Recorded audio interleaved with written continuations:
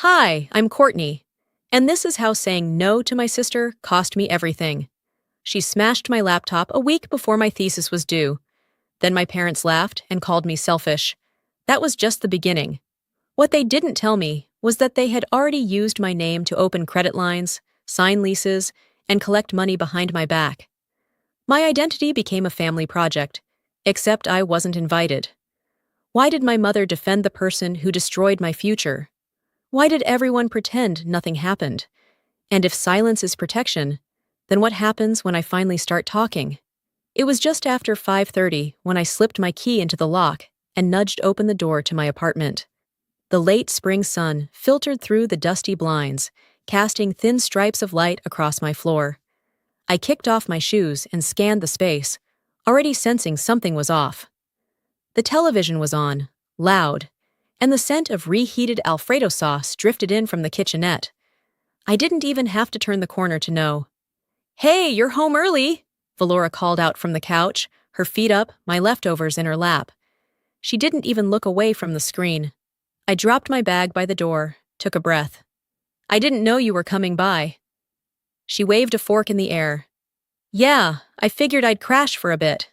Wi-Fi's out at my place." She wasn't asking. She never asked. Then, as if reading from a script she'd rehearsed, Valora added, "So, how much do you have saved up now? For the apartment, I mean." That tone, sweet but slippery, made my skin itch. I didn't answer right away. She glanced at me. "I'm just wondering, might be time I get serious about a place too. Maybe a downtown condo.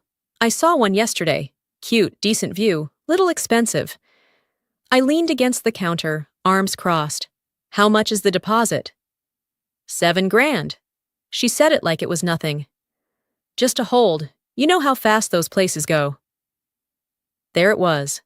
The ask, packaged like a casual chat. I kept my face still. "I can't lend that." She blinked. "What?" "I need that for my own closing costs. You know that." Valora set down the container, wiping her mouth with the back of her hand. "Seriously? Come on, Court. It's not like you're buying a castle." I stared at her, reminded of all the canned soup, all the side gigs I'd taken for that savings. My jaw tightened. "I'm sorry, I can't." She scoffed, rising to her feet. "Wow. So you're selfish now?" I didn't respond. I didn't need to. Later that night, as I settled into my worn-out chair and opened my laptop, a notification pinged. A message from Mom. "Valora." She said no. Can you believe that? After everything? 2 minutes later, the phone rang. I knew I shouldn't have picked up, but I did. "Courtney," Mom began, her voice low and edged with disappointment. "She's your sister. You should help her when she's down." I inhaled sharply. "Mom, you don't even know what she asked for." "She needed help," she cut in, "and you refused." "She wanted $7,000. I'm trying to buy my first place." Mom sighed, tired and judgmental all at once. "Selfishness isn't how I raised you." The line went dead. I sat there for a long while, the hum of the refrigerator louder than anything else in the room. My laptop, scratched and slow, buzzed under my hands. My couch sagged in the middle. The walls were bare, save for one tiny painting I'd gotten from a thrift store. Meanwhile, Valora's Instagram was probably lighting up with filtered lattes and soft-focus selfies. She always found a way to fall upward. Makeovers, retreats, restarts. And Mom praised her every single time. I remembered Christmas. I'd bought gifts from my bonus check. Thoughtful, modest, real. Valora gave a speech about togetherness and left with most of the leftovers. She hadn't brought a thing. Still, everyone clapped. I opened my calendar. A reminder popped up. Loan meeting, 10 days. 10 days until I sat across from a banker and justified my credit score, my savings, my value. I needed everything to go right. The next morning, I woke up early, my stomach in knots. I made coffee, booted up my laptop, and sat at the table. Footsteps in the hall. The door creaked. Valora stood there, dressed better than usual. Hair done, makeup just right. She didn't say hello. You sure you're okay with saying no to me? She asked, casually flipping through a magazine I'd left on the counter. Yes, I replied, steady. She leaned against the wall. Just remember who helped you through that breakup last year. I smiled, but not kindly. And you moved in for 3 months without paying rent. Let's not forget that either. Her eyes narrowed. She pushed off the wall, walked out, and slammed the door behind her. I stared at my screen, heart thudding, hand still on my coffee mug. The sound of shattering plastic came a moment later, followed by silence I never wanted to hear again. There was a beat of silence after the crash. Not long. Just enough for my heartbeat to sync with the hum of the refrigerator again. Then came the echo of footsteps retreating down the hall and the distant click of the stairwell door slamming shut. My breath caught somewhere in my throat, held hostage by disbelief. I didn't move, not right away. My body went still, like I could undo it all by staying perfectly quiet. Like the universe would reverse the moment if I just waited long enough. But nothing reversed. I finally stood, my knees feeling stiff as I approached the damage. The laptop lay on the floor like a wounded animal, screen cracked from corner to corner, keys twisted or missing entirely, wires exposed like nerves. I didn't cry. I didn't scream. I just squatted down beside it, running a thumb along the edge of the screen where it had split. A shard of plastic snapped off in my hand. I set it gently on the table like a piece of a broken heirloom. Valora had done it. Deliberately. With zero hesitation. Oops! Maybe next time say yes, she'd said as casually as someone commenting on the weather. And in that moment, my reality shifted. Not just about her, but about what I'd been pretending family meant. You didn't just break a laptop, I whispered to the empty room. You broke me. The room didn't respond. Later, after I'd swept the remains into a box and set it in the corner, I picked up my phone and called Mom. My fingers shook, not from fear, but from the adrenaline that came when everything inside you screamed, "This is wrong," and you needed someone, anyone, to confirm it. She picked up on the third ring, the sound of a TV playing in the background. Mom, I said, steadying my voice. Valora broke my laptop, threw it on the floor. She didn't gasp, didn't even pause. It's just a device, Courtney. You're being overly dramatic again. The laugh I let out surprised even me. It was short, hollow. You don't think that's a little excessive? Maybe she was frustrated. Maybe you pushed her.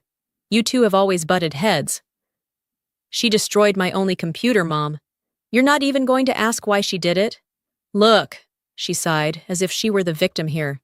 You've always had a tendency to blow things out of proportion. You need to let some of this go. I hung up. I didn't say goodbye. I didn't yell. I simply pressed the red button and placed the phone face down on the table.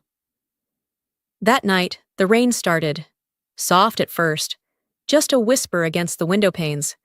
Then steady, like the city itself had exhaled and decided to cry in my place. The next morning, I couldn't stay inside.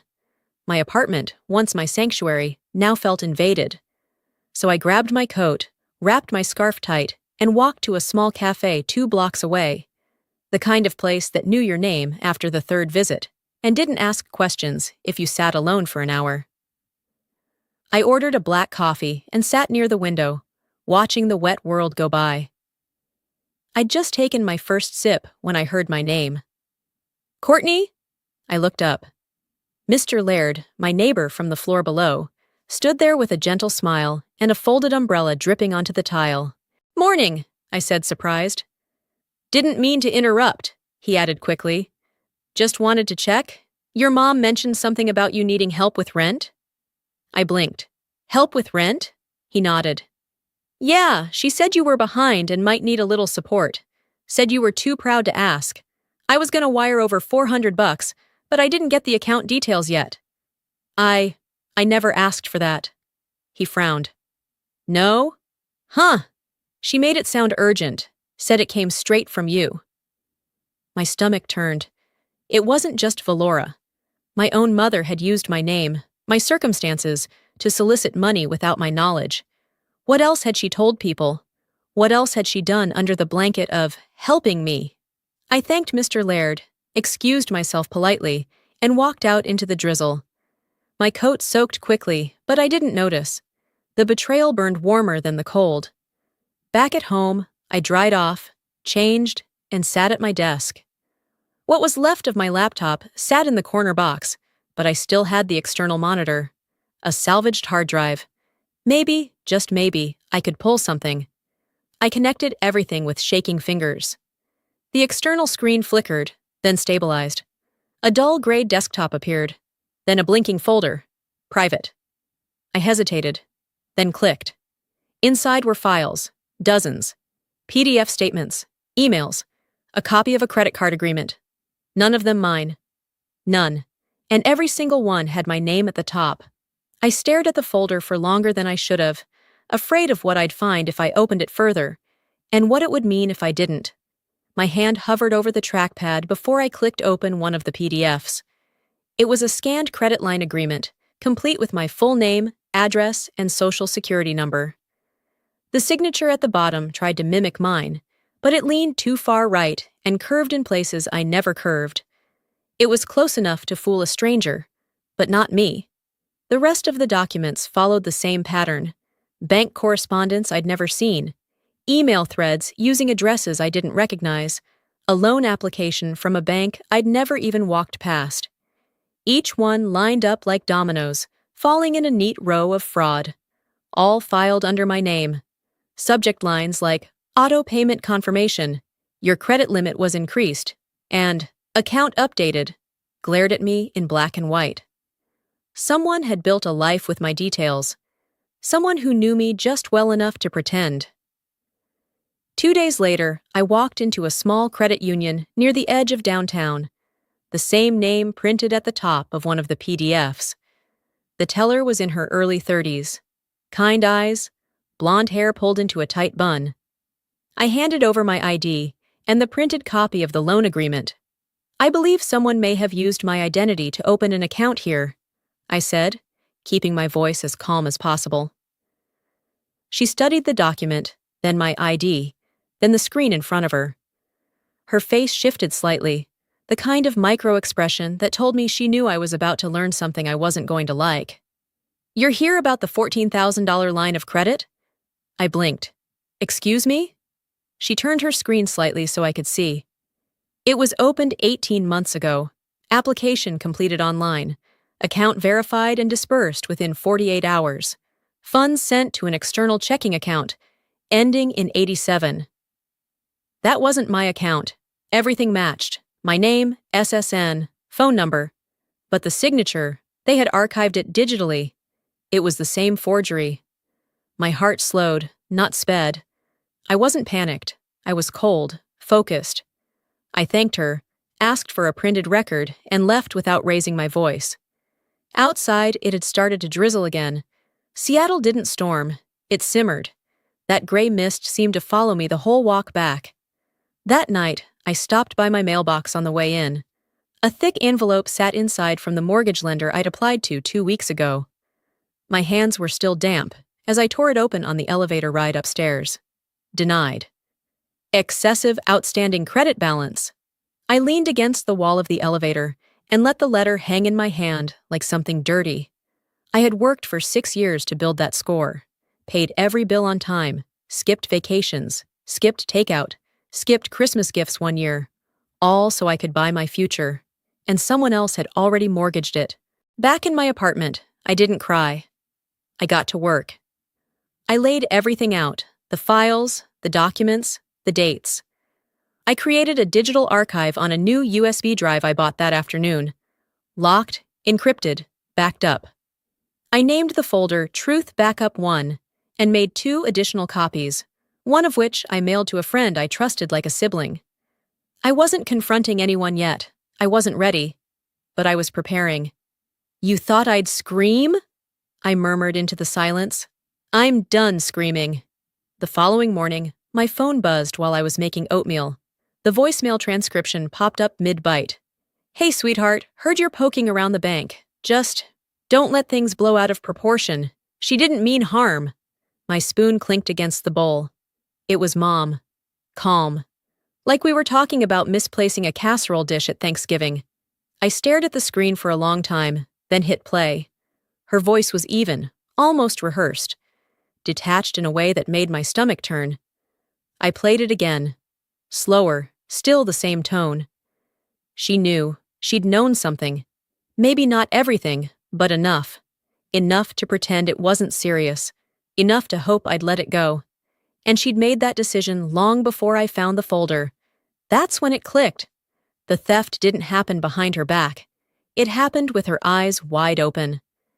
I didn't sleep much after that voicemail, not out of fear, out of something sharper, like clarity that cuts instead of comforts. I listened to her words on a loop, then deleted them. I knew what she said. But more importantly, I finally understood what she meant. 3 days later, the second letter arrived from the bank, confirming everything: the forgery, the account, the signature that wasn't mine, but legally tied to me. I folded the page, slid it into a folder with the rest, and booked a ride to my mother's house. I wasn't going to argue. I wasn't even going to explain. I was going to present. The sun was starting to dip when I stepped out of the cab in front of the old house in Linwood. The air smelled like wet pine and gasoline. The porch light hadn't turned on yet. I didn't knock. I walked straight in. Dinner was still warm on the stove. Valora was in the kitchen, slicing a piece of pie like she'd earned it. She glanced up and smirked. "Well, look who found her voice," she said. "You storming in now? You used to be the quiet one." I didn't respond. I walked past her, into the dining room, and laid the folder flat on the table. Mom followed, wiping her hands on a towel. "Courtney, what's going on?" I pulled out the printed copy of the credit application and slid it forward. "Tell me which part of this I filled out," I said, "because apparently this is my signature." Valora's smile twitched. "Come on, you're making this a whole thing." "It is a thing," I said. "It's $14,000 of debt." Isolde stepped forward. "This was a misunderstanding. She needed help, that's all." "A misunderstanding?" I turned toward her. "You think using my social security number and faking my name is a misunderstanding?" "She didn't mean harm." "She meant convenience. That's what she always means." I pulled out the next sheet. Bank confirmation, then the next, account history, then the one that mattered most, an email thread accidentally forwarded to me. Valora's voice, recorded in a voice memo. "If she finds out, just say it was a mix-up." Then Mom's voice, clear and calm. "She won't. She doesn't dig deep. She freezes." I tapped play. Their voices echoed through the room, so matter-of-fact it was like hearing strangers. Valora's fork paused mid-air.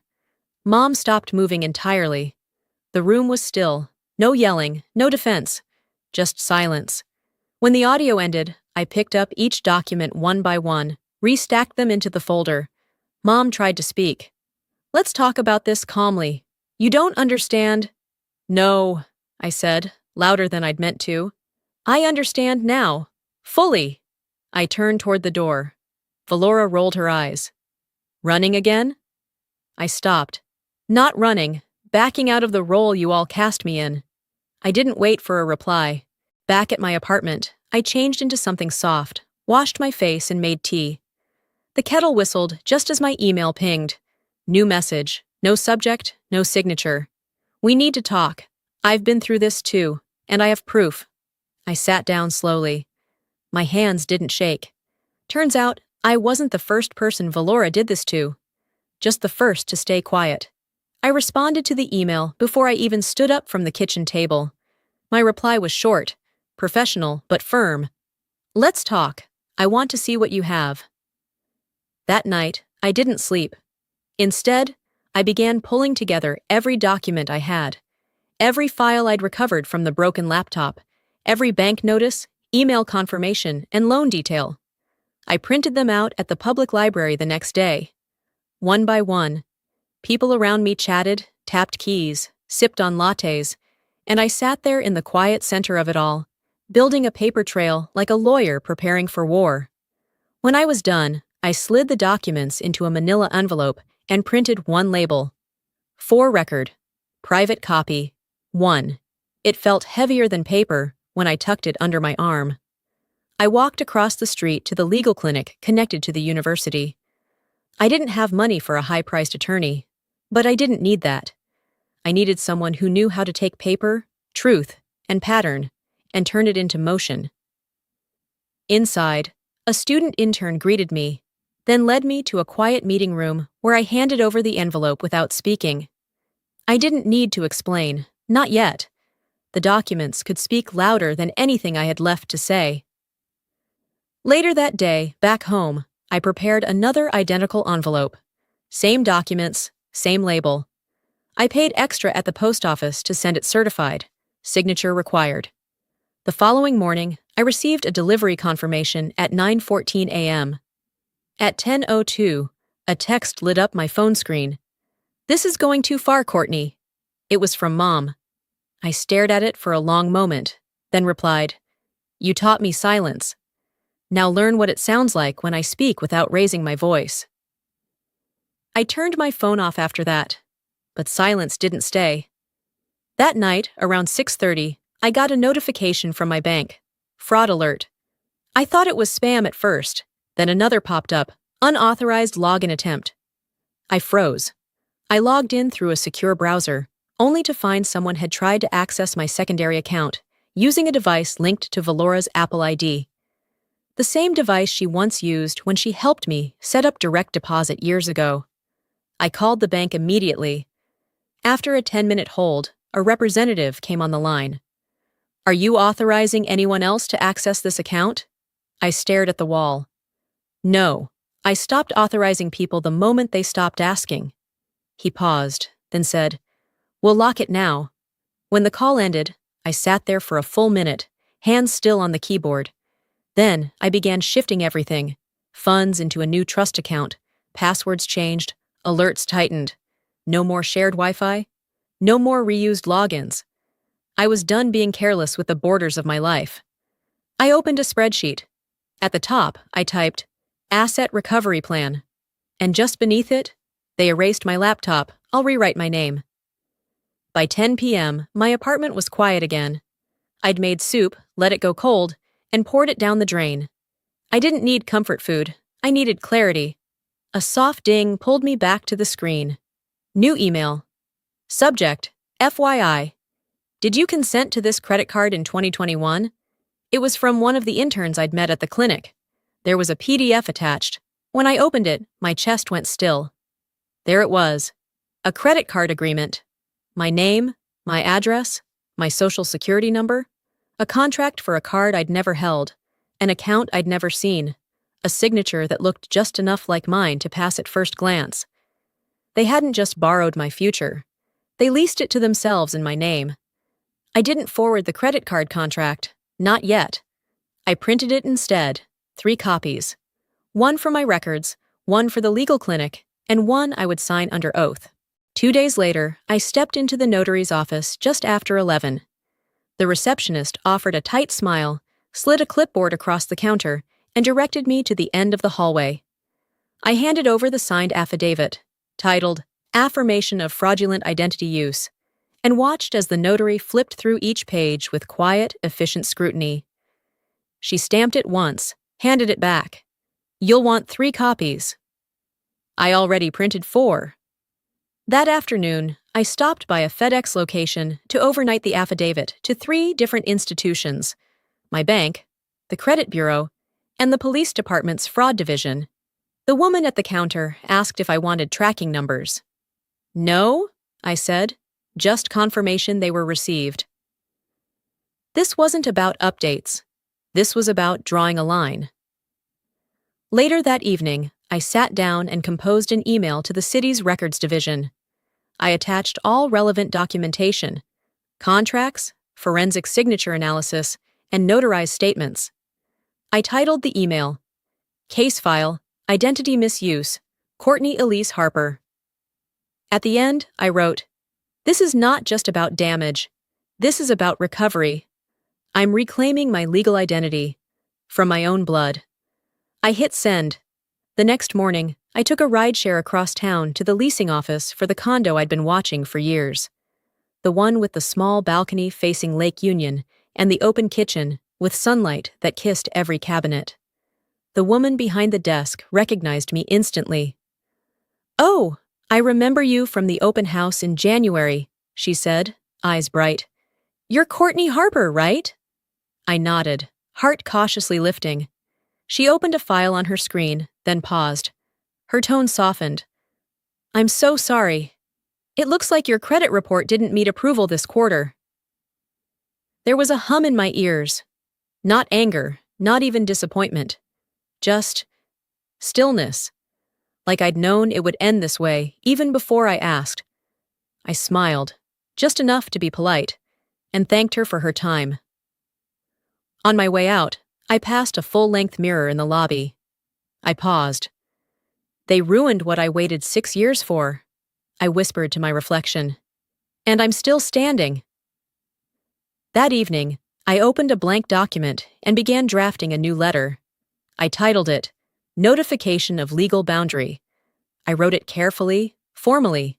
No venom, no poetry, just facts.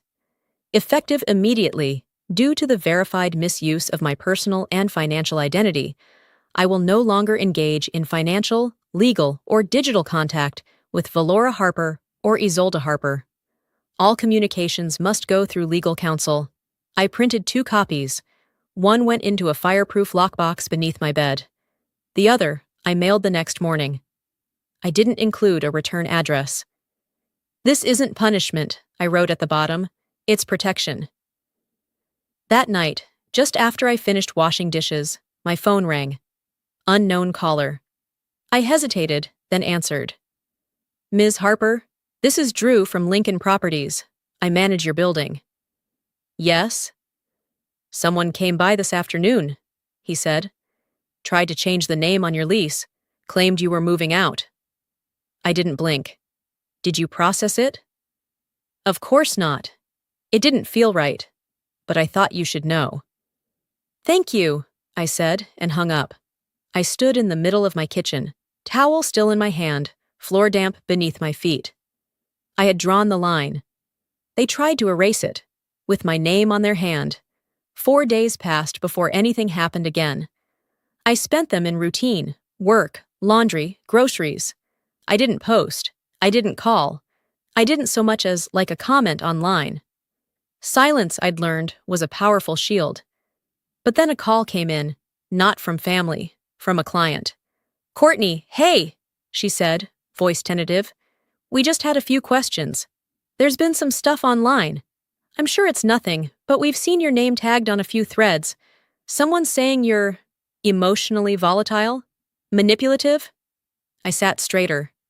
"Where?" She hesitated. "Reddit. A private Facebook group. It looks like screenshots, but they're blurred. Out of context. We know how these things go. Still, we have stakeholders." I thanked her for the heads up and hung up. Then I searched. And there I was. My name, or at least my handle, twisted into gossip posts about toxic women in tech. One post read, "She's the kind who smiles to your face while deleting your work behind your back." I scrolled through the comments. A few people questioned the authenticity, but most didn't. That's how poison works. It doesn't need to be true. It just needs to be present. I began cross-referencing the accounts posting these stories. 2 were recently created. Both followed Valora and her old roommate. One even used the same profile picture from a Halloween party we went to in 2018.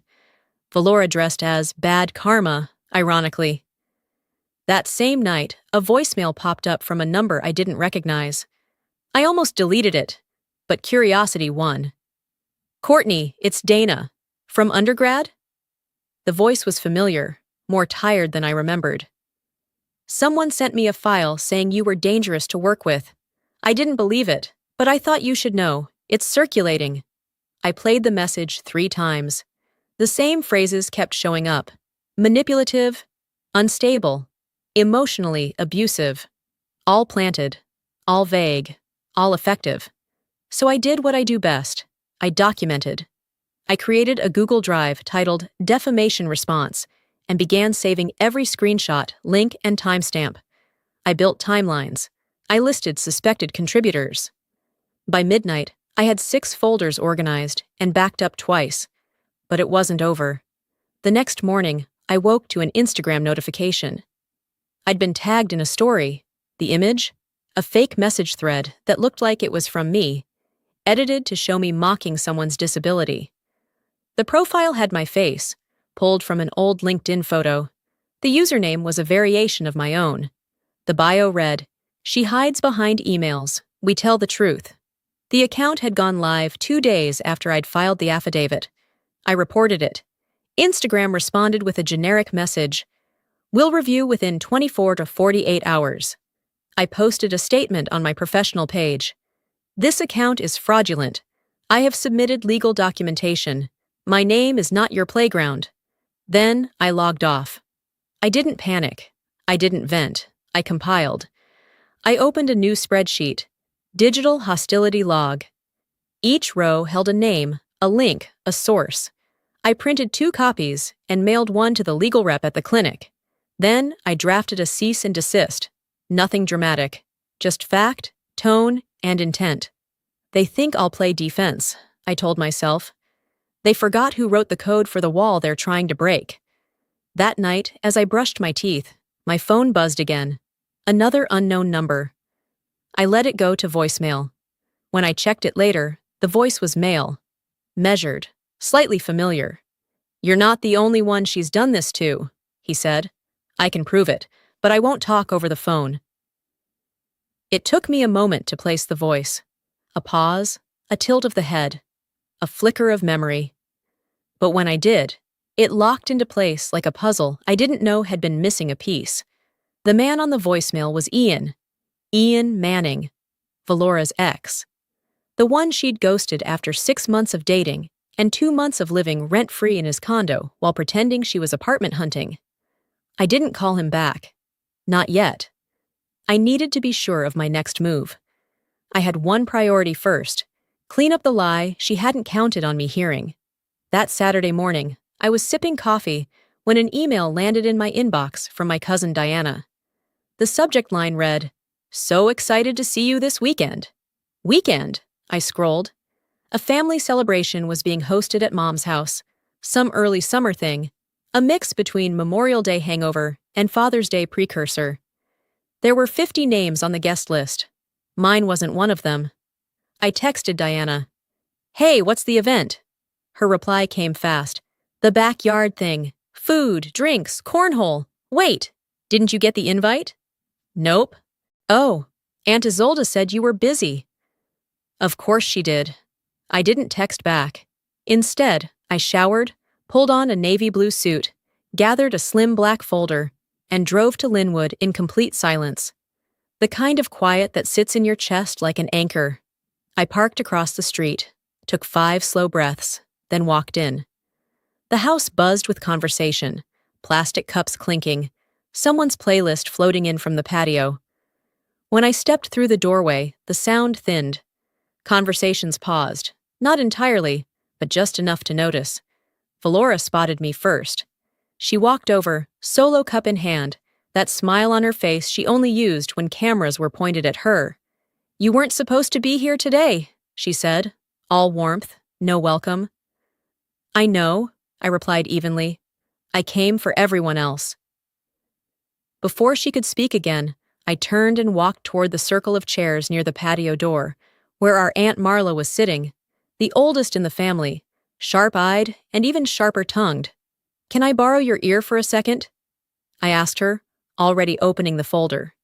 Inside were copies, financial records, transaction logs, statements of debt opened in my name and funneled into accounts Valora controlled. Marla didn't speak, she just read. Her face changed gradually, brows dipping, mouth tightening. "What am I supposed to do with this?" she asked finally. "Whatever you want," I said. "I just thought the family deserved facts before opinions." Across the room, Valora's voice rang out. "She's bitter. She's making up lies again." I didn't flinch. I walked to the Bluetooth speaker set on the kitchen counter, tapped my phone, and let the audio file play. Valora's voice unmistakable. If she finds out, we'll just gaslight her again. And then Mom's. She always folds. No one spoke. Someone's fork clinked against a plate. I turned the volume down, slipped my phone back into my pocket, and looked around. No more silence, I said. That currency's expired. Valora tried again. You don't know what you're doing. I know exactly what I'm doing, I answered. This isn't revenge. It's withdrawal.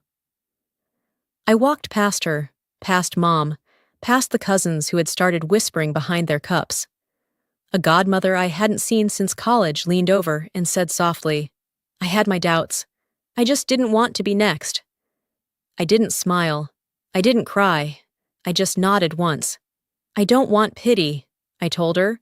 I want distance. When I reached the door, the folder was empty. My hands, for once, were not. That night, my phone buzzed again. This time, it wasn't family. It was a journalist. National, not local. She'd seen video clips from someone who'd recorded my confrontation. She asked if I had time for an interview. I saw what you did today, the message read. We're preparing a series on identity fraud within families. I want your voice. I sat back on the couch, phone resting on my palm, tea cooling beside me. If the truth needed a voice, it had mine now. And I wasn't whispering anymore. 3 days later, I woke up to a sound I hadn't heard in a while. My inbox dinging nonstop. I reached for my phone still half asleep, thinking it was spam. But it wasn't. It was everything else.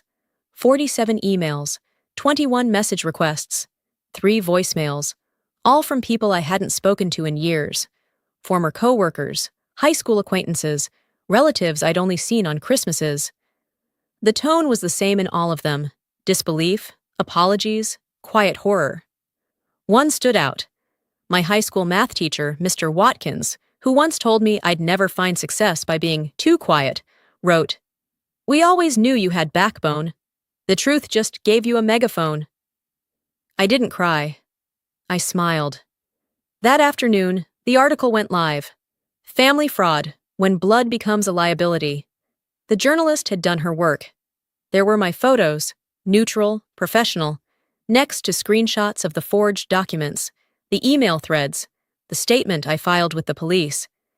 It didn't just tell my story. It named names. It named banks. It named institutions that had failed to protect me. And it named Valora. There was no more ambiguity. No softening. The comment section exploded within hours. Former friends of Valora's chimed in. One coworker claimed she'd once tried to access a team leader's travel stipend. Another said Valora offered to help fill out their mortgage application and had asked to borrow their login credentials just to double-check. Her employer got tagged, repeatedly. Later that night, I got an email from a woman named Priya. She'd interned with Valora years ago. Thank you, she wrote. She almost ruined a coworker's visa years ago. Everyone knew something was off. No one said it out loud. Now they were saying it. The next morning, I got a DM from someone named Eleanor. She wrote, I think we need to talk. I've been where you are. We hopped on a video call that afternoon. Eleanor was calm, collected, and held up a stack of printed screenshots before I could even speak. DMs from Valora, bank statements, and most damning of all, a voice recording from 2 years ago. It was Valora bragging. You just use the system against itself. I mean, who really checks name changes on applications anyway? Then she laughed. Laughed like she'd figured out the cheat code to human decency. When the audio stopped, Eleanor leaned back. I kept it in case she ever turned on me. You didn't have to share this, I told her. She gave me a soft smile. I did, because I didn't the last time, and someone like you had to carry the cost. She offered to sign an affidavit. I accepted. After we hung up, I logged into my recovery dashboard. 3 more cases were marked, verified. Then a notification popped up. Subject: account access revoked. Decision: fraud confirmed. I closed my eyes. It wasn't over, but it was turning. I checked my email again, just to clear out the noise. And there it was. A message from Valora's number. "So you're playing the victim? Let's see how you handle what's coming next." No subject, no context. Just the same tactic she'd always used. Control through confusion. I deleted it. 5 minutes later, another message landed. Different number, no name. "She's losing grip. And I have more than screenshots. I have a confession. Want it?" I read it once, then twice. She tried to smear my name. I was about to engrave hers in stone, under evidence. I replied to the unknown sender within minutes. "Yes, I want it." The confession came as a voice recording, followed by screenshots of texts and a video clip dated 2 years back. Valora, sitting in someone else's apartment, talking too openly, too proudly, describing how people trust the familiar, and how a name isn't proof, it's a tool. I forwarded the file to my legal advisor at the university's clinic before the sun rose. By the time I arrived at the clinic later that morning, the assistant was already waiting with a printout of my updated case folder. My advisor, a woman with kind eyes and a sharper mind, skimmed through the new submission, then looked up.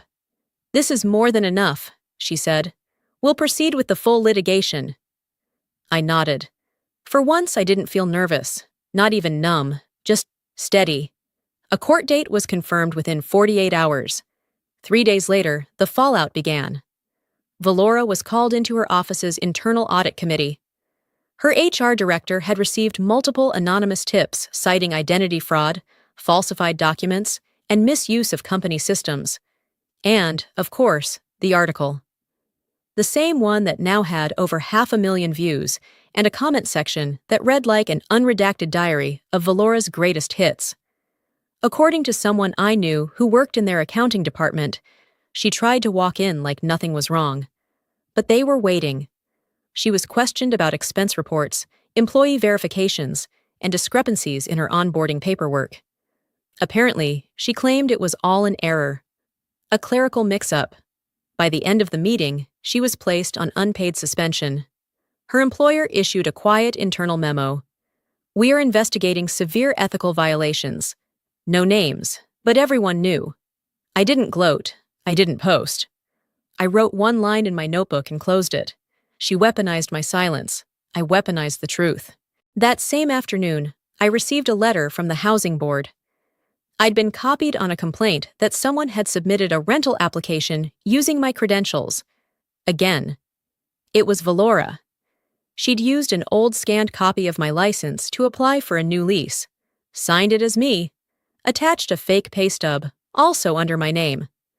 The lease office flagged it as suspicious when the email used was a Gmail account ending in .project86, a name Valora once used on a shared gaming account. I sent it all to the investigator handling my financial identity case. Within 3 hours, I got a confirmation back. Attempted identity override filed. Under fraud review. The next morning, a new email arrived from the credit institution where I'd first discovered the fake credit card. Subject: Fraud case number 4498. Fully substantiated. Full liability reassigned. I stared at it.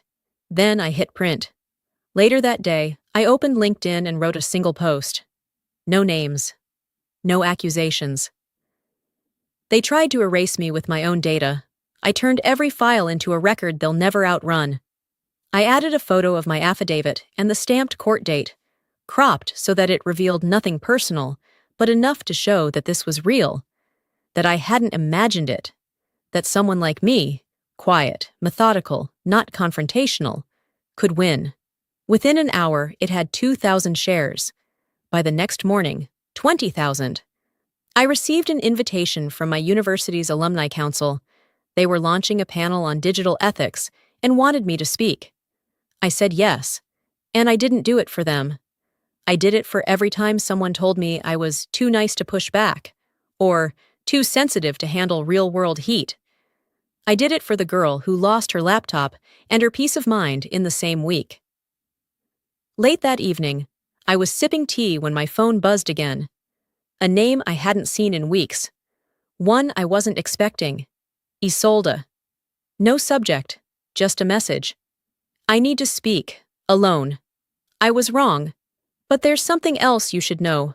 I read it once, then again. It wasn't an apology I was expecting. It was the secret buried underneath her silence. 2 weeks passed before I replied to her message. I didn't need time to think. I needed time to prepare. Emotionally, mentally.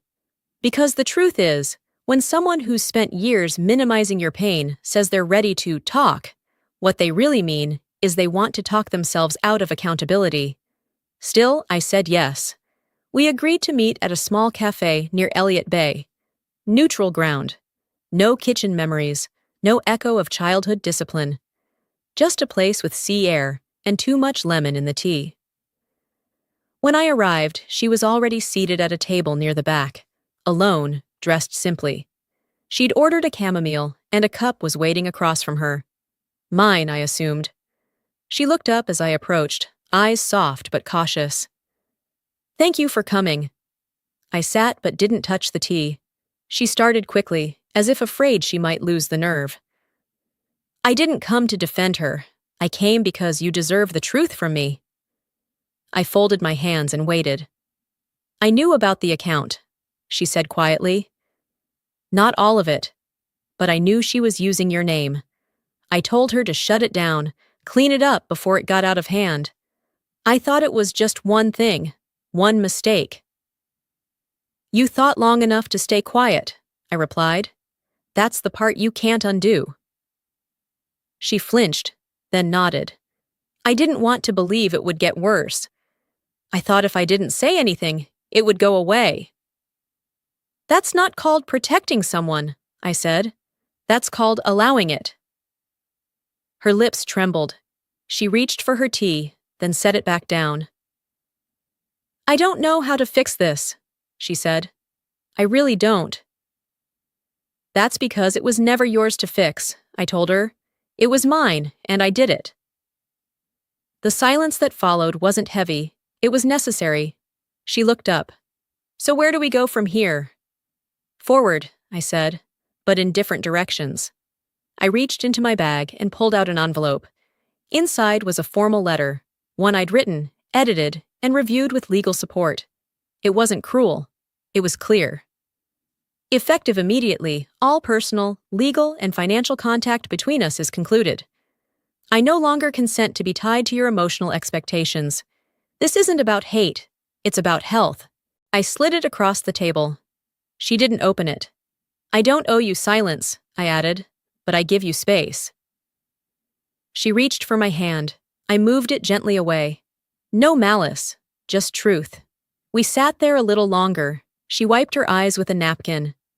I watched the harbor through the glass. Eventually, I stood. She looked like she might say something else, but the words didn't come, and I didn't wait for them. As I walked away from the cafe, something in my chest settled. Not pride, not triumph. Just peace. Quiet and earned. Forgiveness is not forgetting, and I remember everything, but I remember it as mine now, not theirs. Back at my apartment, a large envelope was waiting in my mailbox. No return address, but the paper was too thick to be casual. Inside was a photocopy of a lease agreement, dated 6 years ago. A rental in my name. Only I'd never seen that document before in my life. At the bottom, Valora's signature. My name. Her handwriting. A sticky note was attached. "Last one. Thought you should have it." Anonymous. Sometimes, even when you think it's over, the past sends you one last invoice. I didn't rush to react. I placed the lease copy gently back into the envelope, set it on the kitchen counter, and let it sit. Let it stare at me. Let it have the last word it thought it deserved. 3 weeks passed. During that time, I started a new job as a senior digital security consultant at a think tank. The office was sharp, modern, glass walls and clean desks. On my first day, a framed photo of me speaking at the alumni panel was already hanging near the entrance to my workspace. I hadn't submitted it. Someone from the event must have shared it with HR. I didn't feel triumphant. I felt steady, rooted. like my pulse finally matched the beat of my own life. One afternoon, in the middle of organizing case files for a new client, my assistant handed me a padded brown envelope. "No return address," she said. Inside was a silver USB. On the surface, written in Sharpie, "Remaining." I stared at it for a full minute before plugging it into my laptop. There were 3 files. The first, a scanned rental application dated 6 years ago. The same one from the mailed envelope, same forged name, same signature, my name, her handwriting. The second, a letter addressed to someone named Andrew. A confession, Valora writing, long-winded and apologetic, yet never actually taking responsibility. It read like a performance piece, a draft never sent. The third, grainy video footage. Valora, sitting at a patio table, cocktail in hand, laughing. Courtney was always too soft. That's why it was so easy. She laughed again, leaned forward into the camera. And if she ever figures it out, I'll just say it was love. Or family. That always works. I didn't flinch. I gathered every file into a folder, labeled it Final Addendum, and sent it to my attorney. I included one line in the email. "This is not a revenge file. It's the last time I carry her weight." After it's sent, I closed the laptop, removed the USB, and tossed it in the kitchen trash.